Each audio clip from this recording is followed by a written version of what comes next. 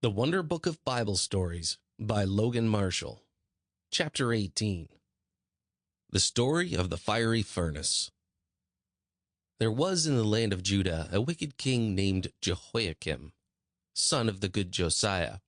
While Jehoiakim was ruling over the land of Judah, Nebuchadnezzar, a great conqueror of nations, came from Babylon with his army of Chaldean soldiers. He took the city of Jerusalem and made Jehoiakim promise to submit to him as his master.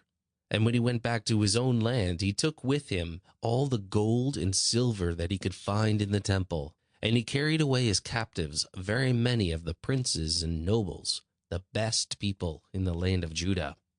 When these Jews were brought to the land of Chaldea or Babylon, King Nebuchadnezzar gave orders to the prince who had charge of his palace to choose among these Jewish captives some young men who were of noble rank and beautiful in their looks, and also quick and bright in their minds, young men who would be able to learn readily. These young men were to be placed under the care of wise men, who should teach them all that they knew, and fit them to stand before the king of Babylon, so that they might be his helpers to carry out his orders. And the king wished them to be wise, so that they might give him advice in ruling his people. Among the young men thus chosen were 4 Jews, men who had been brought from Judah. By order of the king, the names of these men were changed.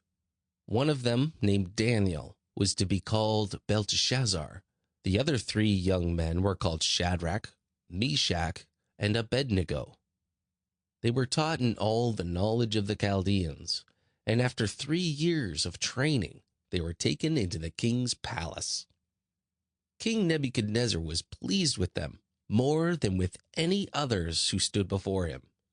He found them wise and faithful in the work given to them, and able to rule over men under them. And these 4 men came to the highest places in the kingdom of the Chaldeans. At one time, King Nebuchadnezzar caused a great image to be made, and to be covered with gold. This image he set up as an idol to be worshipped on the plain of Dura near the city of Babylon. When it was finished, it stood upon its base or foundation almost 100 feet high, so that upon the plain it could be seen far away. Then the king sent out a command for all the princes and rulers and nobles in the land to come to a great gathering when the image was to be set apart for worship. The great men of the kingdom came from far and near and stood around the image. Among them, by command of the king, were Daniel's 3 friends, the young Jews, Shadrach, Meshach, and Abednego.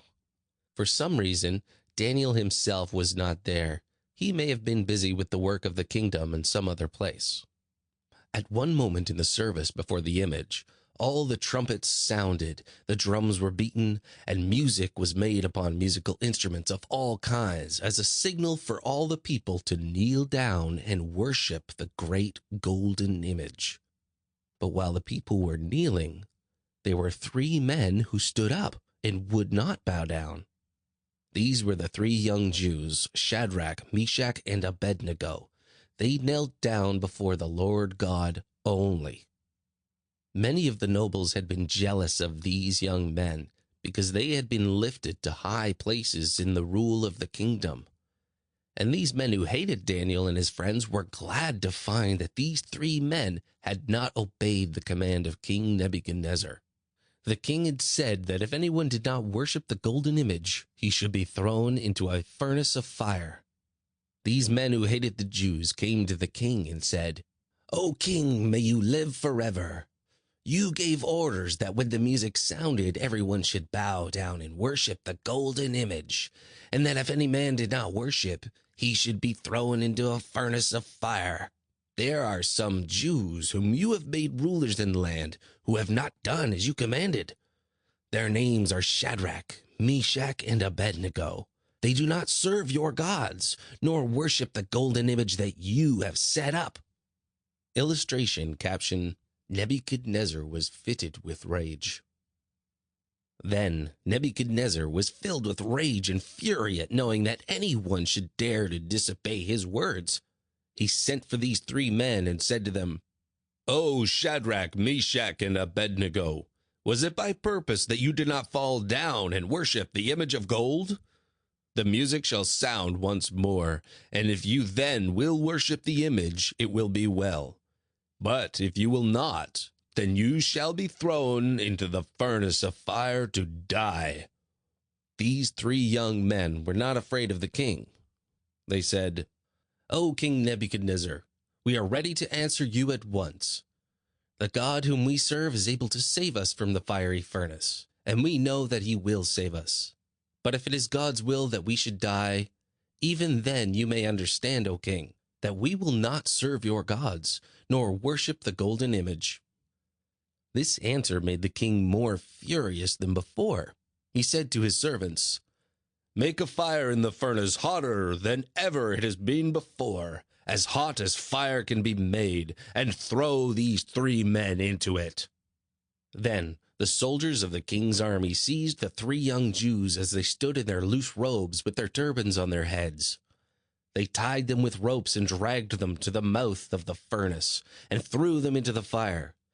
The flames rushed from the open door with such fury that they burned even to death the soldiers who were holding these men, and the men themselves fell down, bound, into the middle of the fiery furnace. But an angel befriended them, and they were unhurt. Illustration, caption, "An angel befriended them." King Nebuchadnezzar stood in front of the furnace and looked into the open door. As he looked, he was filled with wonder at what he saw. And he said to the nobles around him, "Did we not throw 3 men bound into the fire? How is it then that I see 4 men loose walking in the furnace, and the 4th man looks as though he were a son of the gods?" And the nobles who stood by could scarcely speak, so great was their surprise. "It is true, O king," at last they said to Nebuchadnezzar, "that we cast these men into the flames, expecting them to be burned up, and we cannot understand how it happens that they have not been destroyed."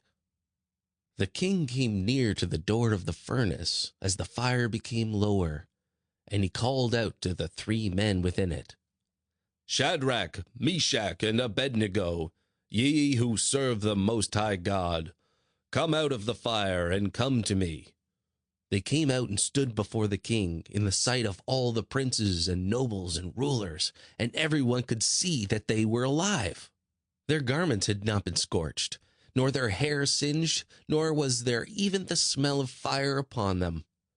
Then King Nebuchadnezzar said before all his rulers, "Blessed be the God of Shadrach, Meshach, and Abednego, who has sent his angel and has saved the lives of these men who trusted in him.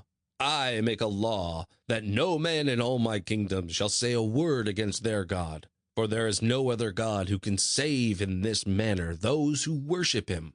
And if any man speaks a word against their God, the Most High God, that man shall be cut in pieces, and his house shall be torn down."